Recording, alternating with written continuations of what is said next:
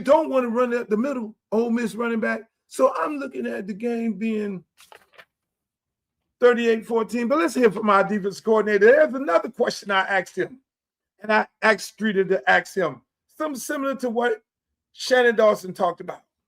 When our offense got the football to go down and make it a 2-score game, to our defense taking the field and understanding we had to get a stop and get the ball back for our offense.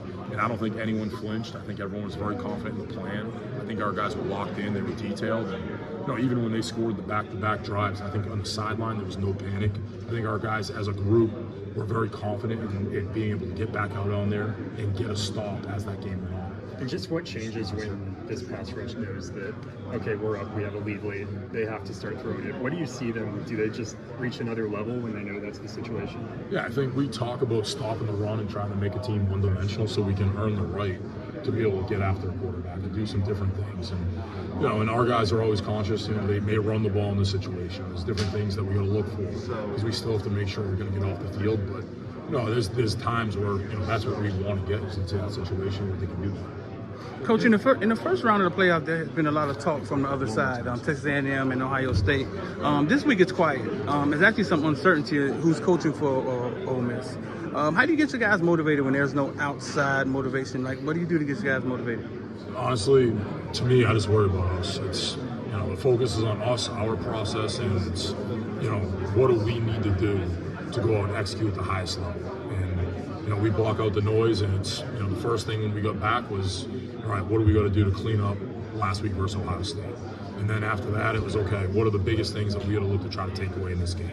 What is the formations or the personnel or the key players or, different areas where they try to attack you? And, none of it is, to me, anything else. I don't even listen to it.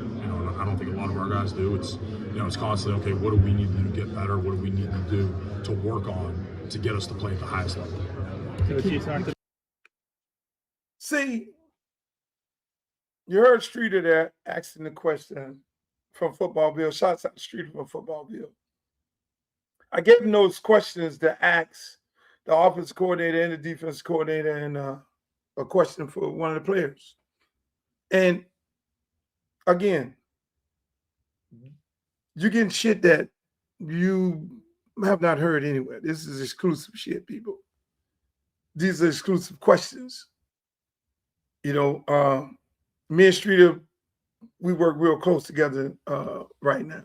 And these are very, very important questions to you as fans because you need to know the thought process of where we're at, where our coach is at. Fuck all that, the hoopla and all this. This is the thought process of that because before, and why I wanted to ask that question before, we had the offensive lineman at Texas A&M mouthing off.